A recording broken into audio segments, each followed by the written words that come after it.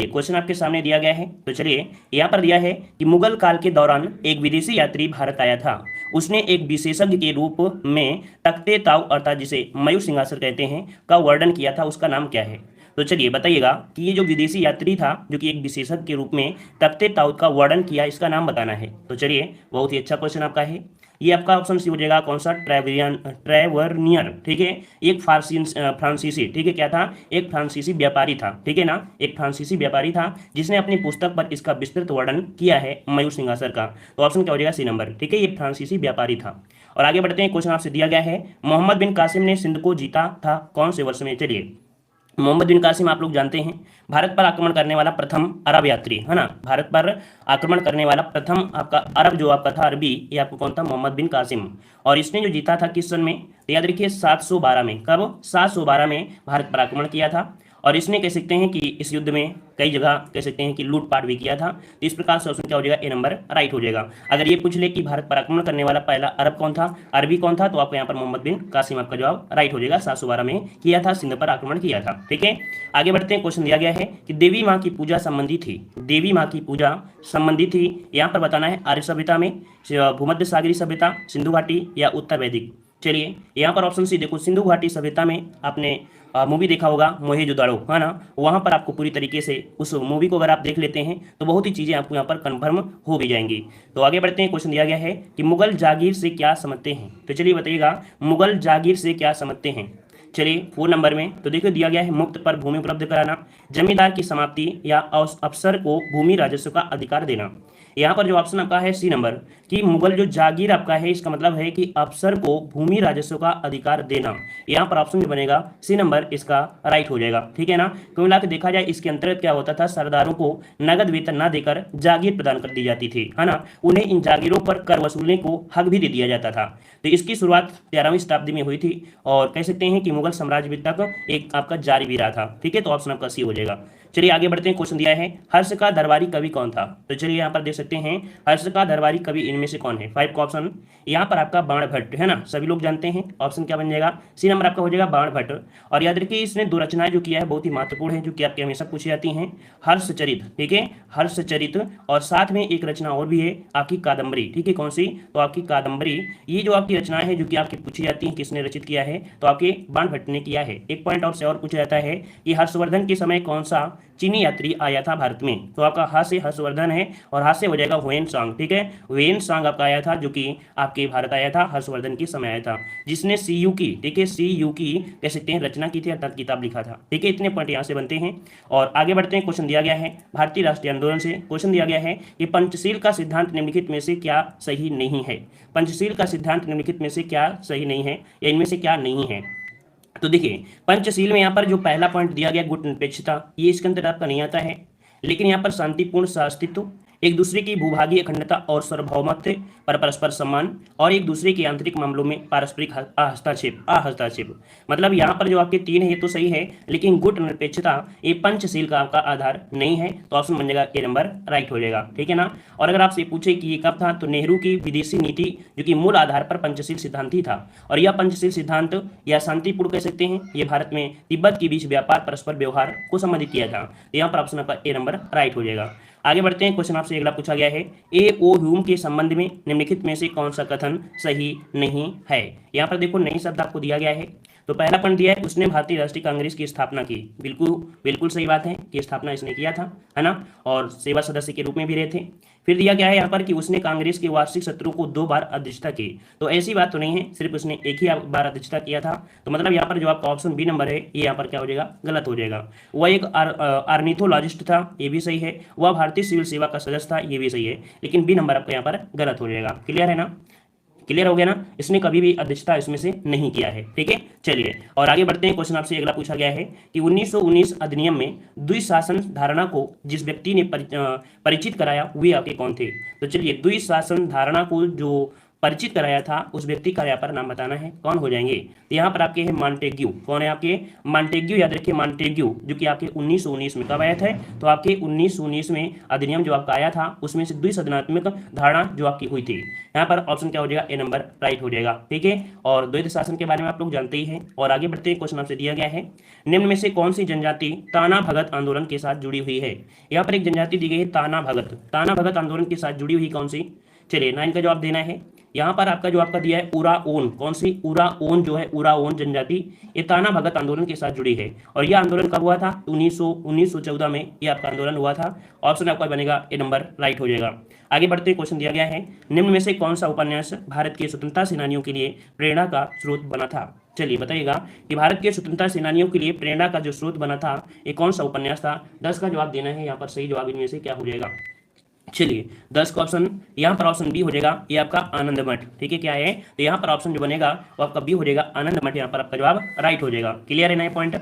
मतलब कह सकते हैं जो आपका बंकिम चंद्र चटर्जी के द्वारा रचित आपका जो आनंद मठ है, ये उपन्यास भारत के स्वतंत्रता सेनानियों के लिए प्रेरणा का स्रोत बना है ना। इसे कहा जाता है कि बंगाली देशभक्ति की बाइबल भी कहा जाता है। याद रखिएगा आनंद मठ को बंगाली देशभक्ति का बाइबल भी कहा जाता है, तो इसको नोट करिएगा, ठीक है। जो पॉइंट हम आपसे बोल रहे हैं कि बंगाली देशभक्ति कहा जाता है बाइबल को, ठीक है। मतलब कुल मिला के इसे जो कहा जाता है आनंद मठ को, इसे कहा जाता है बंगाली देशभक्ति की बाइबल। क्या, बंगाली देशभक्ति की बाइबल कहा जाता है इसे, ठीक है। चलिए आगे बढ़ते हैं। क्वेश्चन दिया गया है कि बारिश और हिमपात के एक साथ होने की अवस्था को क्या कहते हैं। मान लो अगर आपकी बारिश हो रही है साथ में हिमपात भी होने लगे, ऐसी इस अवस्था को हम लोग क्या बोलते हैं, तो ऐसी अवस्था बोलते हैं ना ओलावृष्टि। क्या बोल देते हैं, ओला गिर रहे हैं, है ना, ओलावृष्टि। तो ऑप्शन क्या बनेगा, यहाँ पर आपका सी नंबर राइट हो जाएगा, ठीक है ना। और आगे बढ़ते क्वेश्चन दिया है कि रिहंद बांध किस नदी की सहायक नदी पर बनाया गया है। रिहंद बांध किस नदी की सहायक नदी पर बनाया गया है, चंबल, यमुना, सोन या पेरियार, कौन सा बनेगा। तो चलिए 12 नंबर में तो पेरियार तो हो ही नहीं सकता है। यहाँ पर आपका हो जाएगा कौन सा, सी नंबर।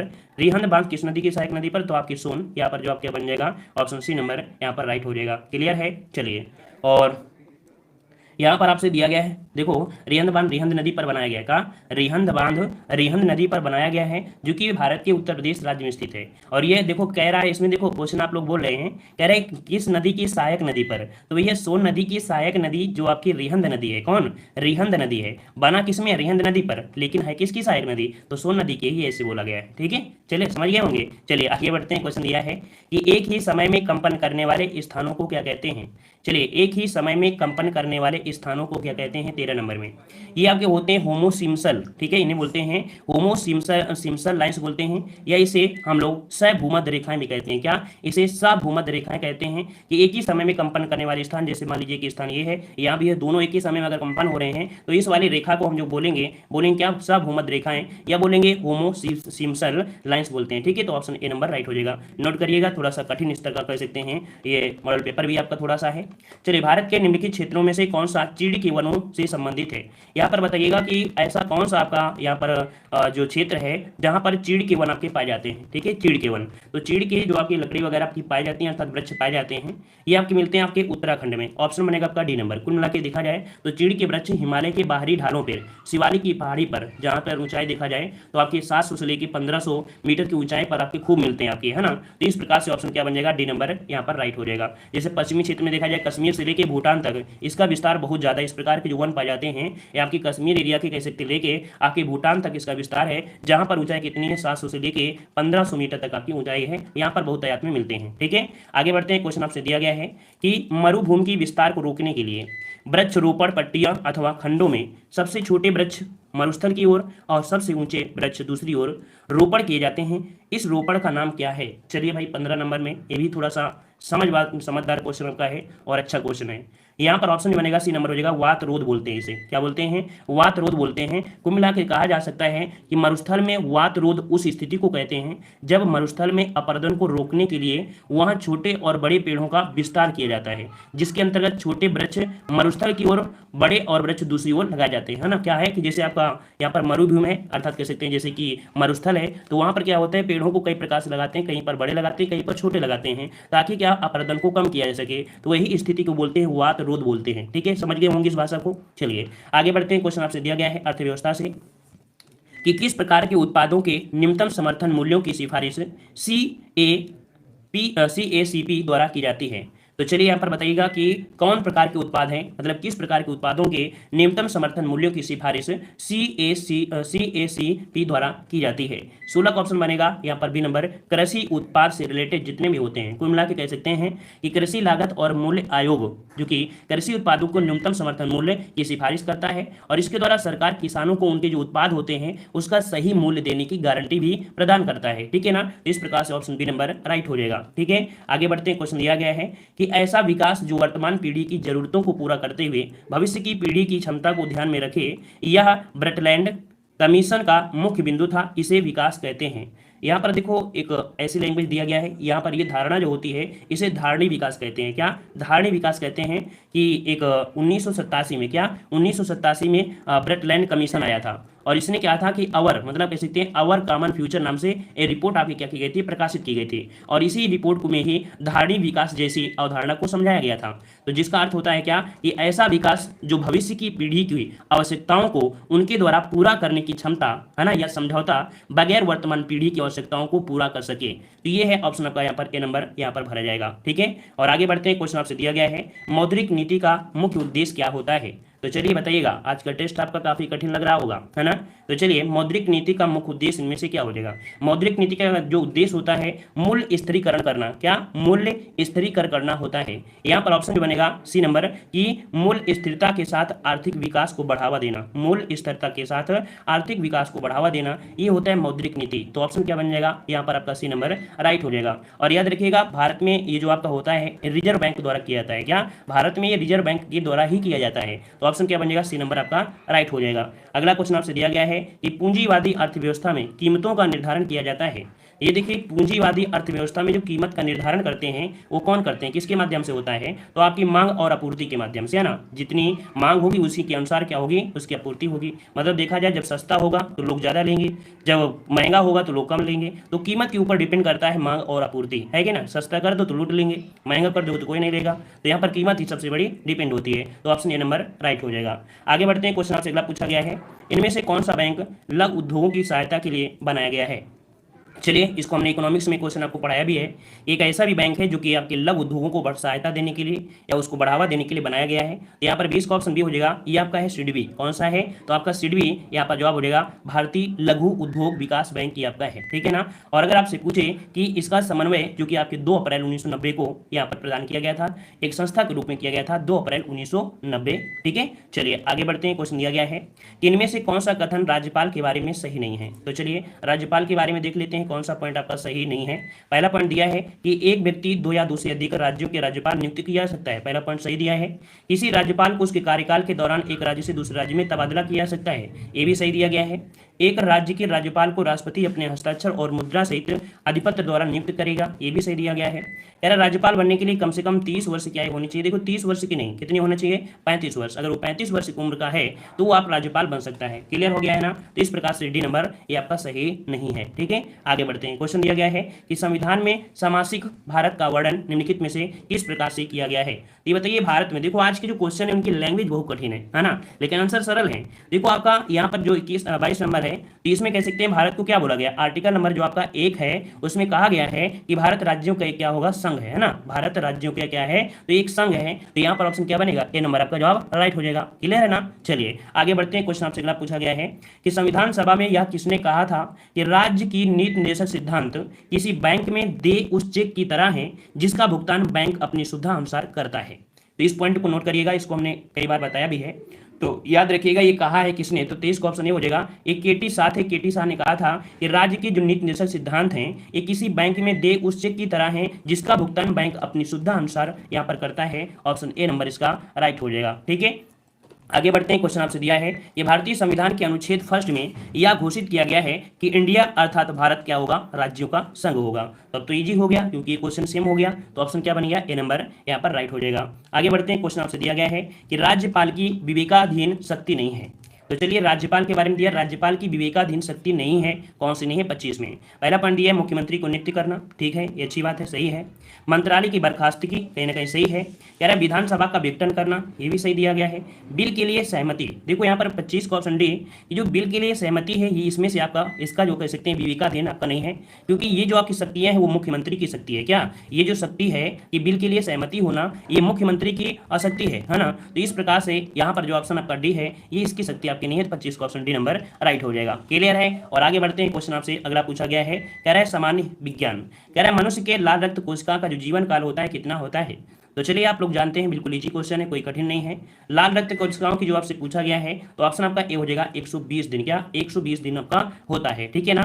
और यहाँ पर देखा जाए अगले क्वेश्चन की ओर क्वेश्चन दिया है, इनमें से कौन सा सुमेलित सही सुमेलित नहीं है। तो चलिए 27 का ऑप्शन देखते हैं, कौन सा सही सुमेलित नहीं है, सही सुमेलित नहीं है। तो देखिए यहाँ पर विटामिन बी को बोलते हैं पैराडॉक्सिन, विटामिन सी दिया गया है स्कर्बिक एसिड, फिर विटामिन ई दिया है अल्फा टोकोफोराल, फिर दिया है विटामिन ए सूर्य का प्रकाश। बताइएगा कौन सा सही सुमेलित है। तो यहाँ पर सूर्य का प्रकाश जो होता है डी में होता है, यहाँ पर ए दिया गया है, तो ये सर्व मतलब पूरी तरीके से क्या है, ये गलत दिया गया है। समझ में आ गया ना, चलिए समझ में आ गया। चलिए आगे बढ़ते हैं, क्वेश्चन दिया है कि बाल पेन के कार्य करने का सिद्धांत क्या है। देखिए जो बाल पेन होता है इसके कार्य करने का सिद्धांत क्या है, यहाँ पर बताइएगा। चलिए बाल पेन कार्य करने का सिद्धांत तो जो है ये क्या होता है, श्यानता, बायल का नियम, गुरुत्वाकर्षण या पृष्ठीय तनाव। 28 नंबर में देखो बाल पेन आपने देखा भी होगा, है ना। तो यहाँ पर जो ऑप्शन डी दिया है पृष्ठीय तनाव, क्या पृष्ठीय तनाव जो आपका है ये होता है ना। तो ऑप्शन क्या बनेगा, यहाँ पर आपका डी नंबर राइट हो जाएगा। तो याद रखिए एक आपका यहाँ पर जो बाल पेन आपने देखा भी होगा, लिखे भी होंगे, ठीक है। तो यहाँ पर ऑप्शन क्या बनेगा, डी नंबर राइट हो जाएगा, ठीक है। चलिए और आगे बढ़ते हैं, क्वेश्चन आपसे अगला पूछा गया है, एक समान गति से चल रही रेलगाड़ी से एक व्यक्ति द्वारा एक गेंद गिराया गया है, इसी प्लेटफार्म पर खड़ा एक पर्यवेक्षक इसका निरीक्षण करता है, तो पर्यवेक्षक द्वारा निरीक्षित पथ क्या होगा।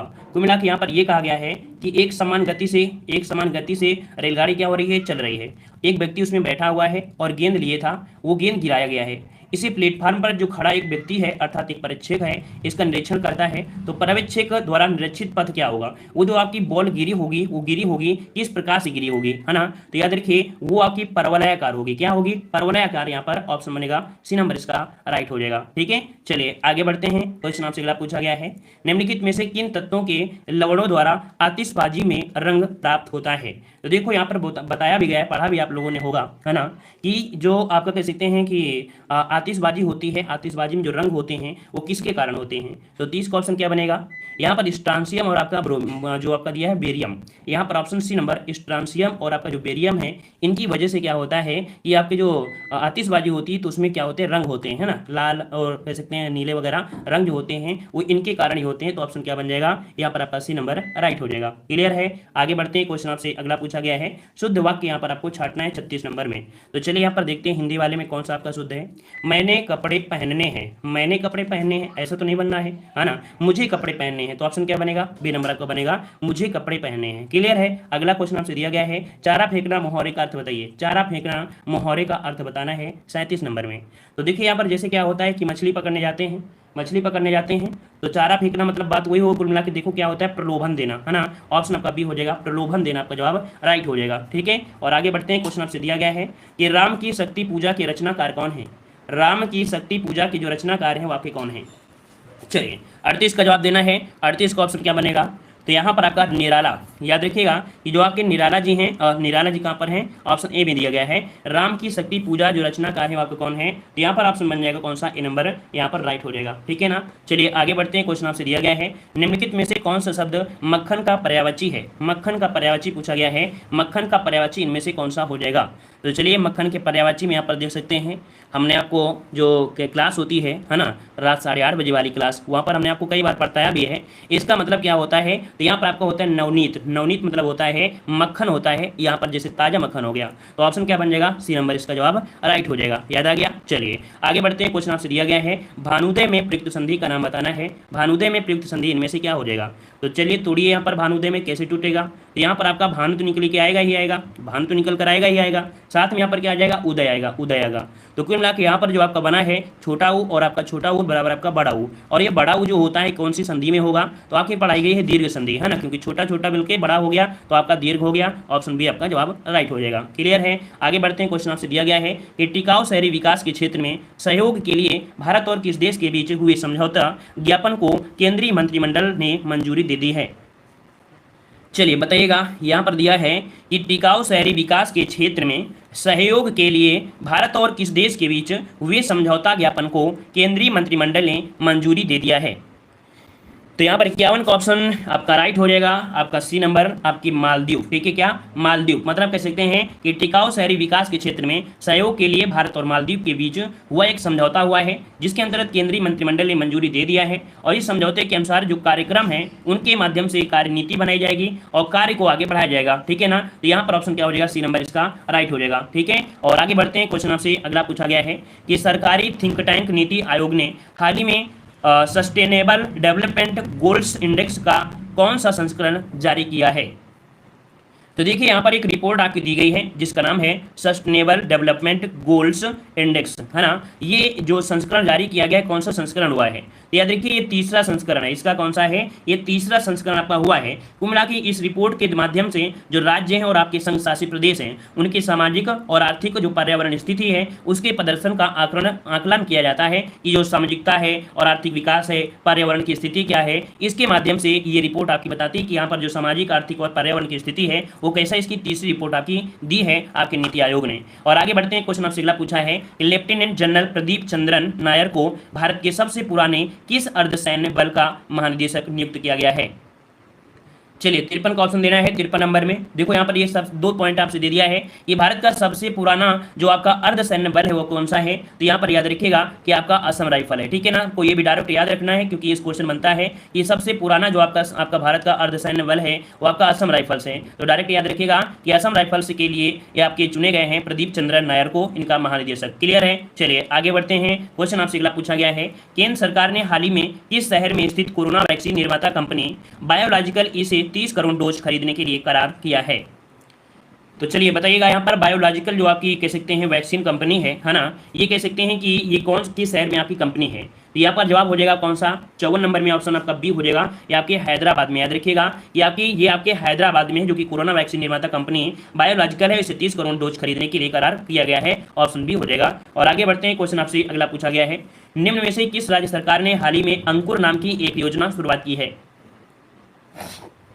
चलिए करंट अफेयर के काफी अच्छे क्वेश्चन हैं, और अंकुर योजना की जो शुरुआत किया है किसने किया है, यहाँ पर ऑप्शन कौन सा बनेगा, तो चलिए काफी लोग जवाब दे रहे हैं मध्य प्रदेश सरकार। देखिए ऑप्शन डी आपका जवाब बिल्कुल है कि मध्य प्रदेश सरकार ने हाल ही में अंकुर नाम की एक योजना शुरुआत की है पेड़ लगाने के लिए। देखो अंकुर निकलता है पेड़ में, है ना, अंकुरन जब होता है क्या पेड़, मतलब देखा जाए तो आपके पेड़ लगाने के लिए सम्मानित किया जाएगा। ठीक है ना, वहाँ के जो नागरिक हैं अगर पेड़ लगाते हैं उनको प्रोत्साहन दिया जाएगा, सम्मानित किया जाएगा, तो ऑप्शन क्या हो जाएगा, डी नंबर राइट हो जाएगा। अगला क्वेश्चन आपसे यहाँ पर दिया गया है कि सुप्रीम कोर्ट के किस रिटायर्ड जस्टिस को हाल ही में राष्ट्रीय मानवाधिकार आयोग का अध्यक्ष नियुक्त किया गया है। याद रखिए जो आपका राष्ट्रीय मानवाधिकार है इसके जो आपके सदस्य होते हैं या अध्यक्ष होते हैं, ये जो होते कौन है, तो आपके कह सकते हैं सुप्रीम कोर्ट के जो आपके न्यायाधीश होते हैं। सुप्रीम कोर्ट के न्यायाधीश कब रिटायर होते हैं, 65 वर्ष की उम्र में रिटायर हो जाते हैं, और इसके बाद ये 5 साल के लिए आपके होते हैं। कुल मिला के जो राष्ट्रीय मानवाधिकार आयोग के जो आपके अध्यक्ष होते हैं, आपके व्यक्ति होते हैं, है ना, जो आयोग के सदस्य होते हैं, उनकी मैक्सिमम आयु होती है 70 वर्ष, अर्थात वो 70 वर्ष की उम्र तक कार्य कर सकते हैं। अब इनके पास मौका होता है 5 वर्ष का, कि 5 साल बाद वो रिटायर हो गए हैं सुप्रीम कोर्ट से, इसके बाद वो कब बनते हैं, है ना, तो याद रखिएगा 5 साल ही इनको मौका मिलता है, और 5 साल में बन गए तो बन गए, नहीं 70 के बाद कोई काम नहीं होता है, क्योंकि राष्ट्रीय मानवाधिकार आयोग की जो सदस्य होते हैं इनकी मैक्सिमम आयु होती है कितनी, 70 वर्ष होती है। तो ये भी पॉइंट आपको याद रखना है, क्योंकि बनते कौन है, सुप्रीम कोर्ट के ही आपके न्यायाधीश होते हैं वो बनते हैं। ठीक है ना, तो यहाँ पर आपका जवाब कौन सा बनेगा, 56 नंबर में, तो ऑप्शन सी नंबर आपका हो जाएगा। ये आपके अरुण कुमार मिश्रा हैं, कौन, अरुण कुमार मिश्रा हैं, जो कि राष्ट्रीय मानवाधिकार आयोग के अध्यक्ष आपके नियुक्त किए गए हैं। क्लियर हो गया, समझ गए होंगे। चलिए और आगे बढ़ते हैं, क्वेश्चन आपसे अगला पूछा गया है, यहाँ पर दिया है नरेंद्र सिंह तोमर ने तिलहन और दलहन के उत्पादन को बढ़ावा देने के लिए हाल ही में किस कार्यक्रम की शुरुआत किया है। तो चलिए तिलहन को बढ़ावा देने के लिए और दलहन को बढ़ावा देने के लिए नरेंद्र सिंह तोमर ने हाल ही में एक कार्यक्रम की शुरुआत किया है। इसका नाम बताइएगा कि ईरानी नौसेना का सबसे बड़ा युद्धपोत यहाँ पर खर्ग हाल ही में आग लगने के बाद किस खाड़ी में डूब गया है। बताइएगा, यहाँ पर दिया है ईरानी नौसेना का सबसे बड़ा युद्धपोत खर्ग हाल ही में आग लगने के बाद किस खाड़ी में डूब गया है? याद रखिए ऑप्शन बी हो जाएगा ओमान की खाड़ी में। कहां पर? तो याद रखिए ओमान की खाड़ी में ये नौसेना का कह सकते हैं युद्धपोत जो आपका है हाल ही में आग लगने के बाद ओमान की खाड़ी में डूब गया है, ठीक है ना। और इस युद्धपोत में आग लगने की वजह का पता नहीं चल पाया है कि किस वजह से लगा है इसमें से, ठीक है ना। और आगे बढ़ते हैं, क्वेश्चन आपसे अगला पूछा गया है, यहाँ पर देख सकते हैं एक स्टेडियम भी आपका दिया गया है क्या आपसे कि हसमतुल्लाह शाहिदी को हाल ही में किस क्रिकेट टीम का नया वनडे और टेस्ट कप्तान नियुक्त किया गया है? तो चलिए यहाँ पर देख सकते हैं 59 का जो ऑप्शन बनेगा यहाँ पर सही क्या हो जाएगा। ये जो आपके हैं कौन, ये जो आपके हैं ये अफगानिस्तान क्रिकेट बोर्ड के कह सकते हैं नए आपके हो जाएंगे। और इसका जो ऑप्शन बनेगा ऑप्शन आपका बन जाएगा डी, अफगानिस्तान क्रिकेट टीम के आपके हैं, है ना। तो आपका जवाब क्या बन जाएगा, डी नंबर राइट हो जाएगा, ठीक है। और आगे बढ़ते हैं, क्वेश्चन आपसे अगला पूछा गया है कि केंद्रीय मंत्रिमंडल ने सतत शहरी विकास के लिए किस देश के बीच हुए MOC को मंजूरी दे दी है? तो यहाँ पर 60 का ऑप्शन क्या बनेगा, सी नंबर आपके जापान, ठीक है ना। याद रखिएगा केंद्रीय मंत्रिमंडल ने सतत शहरी विकास के लिए किस देश के बीच हुए MOC को मंजूरी दिया है? तो आपके जापान, यहाँ पर ऑप्शन जो बनेगा वो आपका सी नंबर राइट हो जाएगा। यहाँ पर कह सकते हैं कि MOC का मुख्य उद्देश्य होता है कि दोनों देशों के बीच जो सतत शहरी विकास है उसकी तकनीकी का सहयोग किया जाए, मजबूताई प्रदान की जाए, ठीक है ना। तो इस प्रकार से ऑप्शन सी नंबर राइट हो जाएगा। और अगला दिया गया है यहाँ पर आपका समान जागरूकता, कह रहा विक्रम साराभाई अंतरिक्ष केंद्र स्थित है। चलिए 61 का जवाब देना है। तो यहाँ पर देख सकते हैं विक्रम साराभाई अंतरिक्ष केंद्र आपका स्थित है, यहाँ पर सही जवाब क्या हो जाएगा। तो चलिए 61 नंबर में लॉक करिए जल्दी से। यहाँ पर आपका हो जाएगा तिरुवनंतपुरम है, कहाँ पर है? तो आके याद रखिए तिरुवनंतपुरम में स्थित है, याद रखिएगा विक्रम साराभाई अंतरिक्ष केंद्र। ये कह सकते हैं इसरो का सबसे बड़ा एक महत्वपूर्ण आपका केंद्र है, ये आपके त्रिवेंद्रम में अर्थात तिरुवनंतपुरम में आपका स्थित है। ऑप्शन ए आपका राइट हो जाएगा। अगला क्वेश्चन दिया है कि पृथ्वी दिवस मनाया जाता है, तो चलिए बताइएगा पृथ्वी दिवस कब मनाते हैं? याद रखिए आपके 22 अप्रैल को मनाते हैं पृथ्वी दिवस। कब? तो 22 अप्रैल को पृथ्वी दिवस मनाया जाता है, याद रखिएगा। और 1970 में, कब? 1970 में यह पहली बार मनाया भी गया था, ठीक है ना। और आगे बढ़ते हैं, क्वेश्चन आपसे अगला पूछा गया है कि पारिस्थितिकी संतुलन बनाए रखने के लिए भारत में वन क्षेत्र कितने अनुपात में होना चाहिए? यहाँ पर एक रिपोर्ट भी आई थी, उसके माध्यम से कहा भी गया था कि अगर आपके 33% क्या 33% अगर आप कह सकते हैं वन आपके हैं, तो आप कह सकते हैं कि जो भौगोलिक क्षेत्र है या कह सकते हैं पारिस्थितिकी जो वातावरण है वो आपका बिल्कुल सही रहेगा। तो ऑप्शन सी हो जाएगा 33.3% आपका जवाब राइट हो जाएगा, ठीक है। और आगे क्वेश्चन दिया गया है कि सेरेना विलियम्स किस खेल की उत्तम खिलाड़ी हैं? तो आज ही आपके यहाँ पर कह सकते हैं स्पेशल डोज में आपको पढ़ाया भी गया था, है ना। स्पेशल डोज में ये आपको पढ़ाया भी गया है। सेरेना विलियम्स जो आपके हैं ये उत्तम खिलाड़ी हैं, किसकी हैं? तो ऑप्शन हो जाएगा सी, ये आपके टेनिस खिलाड़ी हैं। क्या है? टेनिस खिलाड़ी हैं, याद रखिएगा। और आगे बढ़ते हैं, क्वेश्चन दिया है कि राइडर कप एक प्रसिद्ध टूर्नामेंट है। राइडर कप जो होता है किसमें होता है? राइडर कप होता है किसमें? तो याद रखिएगा ये आपको ऑप्शन बी हो जाएगा, गोल्फ से संबंधित है। क्या? गोल्फ से संबंधित है। जैसे कि मान लीजिए यूरोप और आपके संयुक्त राज्य की जो आपकी टीमें हैं उन पर खेला जाता है गोल्फ, ठीक है। जो आपके यूरोप है और संयुक्त राज्य की जो आपकी टीमें हैं ये खेल आपकी खेलती हैं। तो यहाँ पर ऑप्शन क्या हो जाएगा, बी नंबर राइट हो जाएगा। और आगे बढ़ते हैं, क्वेश्चन आपसे दिया है कि जूडो का सर्वोच्च शीर्षक कौन सा है? जूडो का सर्वोच्च शीर्षक इनमें से पूछा गया है और सही जवाब इनमें से क्या हो जाएगा, तो ये 10वां डैन है। क्या है? 10वां डैन। यहाँ पर जो ऑप्शन बनेगा 66 का वो ऑप्शन आपका सी नंबर राइट हो जाएगा। ये सबसे शीर्ष आपका है 10वां डैन। अगला क्वेश्चन आपसे दिया गया है कि निम्नलिखित में से कौन सा पुरस्कार पत्रकारिता के क्षेत्र में उत्कृष्ट प्रदर्शन के लिए दिया जाता है? तो चलिए बताइएगा पत्रकारिता के क्षेत्र में उत्कृष्ट प्रदर्शन के लिए जो दिया जाता है, कौन दिया जाता है? 67 का जवाब देना है। याद रखिए पुलित्जर पुरस्कार है, कौन है? तो आपका पुलित्जर पुरस्कार है, जो कि याद रखिएगा कि जो समाचार पत्र हैं, पत्रिकाएं हैं या ऑनलाइन साहित्य पत्रिका निकलती है तो इस क्षेत्र में प्रदर्शन के लिए ये दिया जाता है पुलित्जर पुरस्कार। ऑप्शन बी नंबर राइट हो जाएगा। अगला क्वेश्चन आपसे दिया गया है निम्नलिखित में से कौन सा पुरस्कार खेल के क्षेत्र में उत्कृष्ट प्रदर्शन पर दिया जाता है? तो खेल के क्षेत्र में उत्कृष्ट प्रदर्शन करने के लिए दिया जाता है यहाँ पर कौन सा? अर्जुन पुरस्कार। कौन सा? अर्जुन पुरस्कार दिया जाता है। और जो आपके प्रशिक्षक होते हैं अर्थात जो कोच होते हैं उनको दिया जाता है द्रोणाचार्य पुरस्कार, ठीक है ना। तो ऑप्शन बी नंबर राइट हो जाएगा। अगला क्वेश्चन दिया गया है निम्नलिखित में से कौन सा जोड़ा सुमेलित नहीं है? तो चलिए कौन सा सुमेलित नहीं है देखते हैं। यहाँ पर देखो दिया गया पहला पॉइंट, सुब्रतो का आपका संबंध आपके फुटबॉल से है, बिल्कुल सही दिया है। फिर आपका दिया गया है यहाँ पर आपका दिया है होलकर ट्रॉफी आपके टेनिस दिया गया है ना। होलकर ट्रॉफी टेनिस दिया है, तो ये टेनिस में आपका नहीं होता है, ये राष्ट्रीय ब्रिज प्रतियोगिता है। क्या है? तो होलकर ट्रॉफी जो आपकी होती है एक राष्ट्रीय ब्रिज प्रतियोगिता है। क्या है? राष्ट्रीय ब्रिज प्रतियोगिता है। तो इस प्रकार से बी नंबर आपका गलत है। वहीं पर hero Honda Indian open golf से दिया गया है और देवधर ट्रॉफी क्रिकेट से संबंधित है। तो ऑप्शन बी नंबर यहाँ पर आपका गलत हो जाएगा। आगे बढ़ते हैं, क्वेश्चन दिया गया है कि राष्ट्रीय सफाई कर्मचारी आयोग की स्थापना कब हुई थी? राष्ट्रीय सफाई कर्मचारी आयोग की स्थापना किस वर्ष की गई थी? यहाँ पर 70 का जवाब देना है। और 70 का ऑप्शन बनेगा बी नंबर, आपके 1994 में। कब की गई थी? तो आपके 1994 में इसकी स्थापना की गई थी। याद रखिए ऑप्शन आपका बी राइट हो जाएगा। जय हिंद, वंदे मातरम। लाइक जरूर करिएगा, पसंद आया है, ठीक है, धन्यवाद।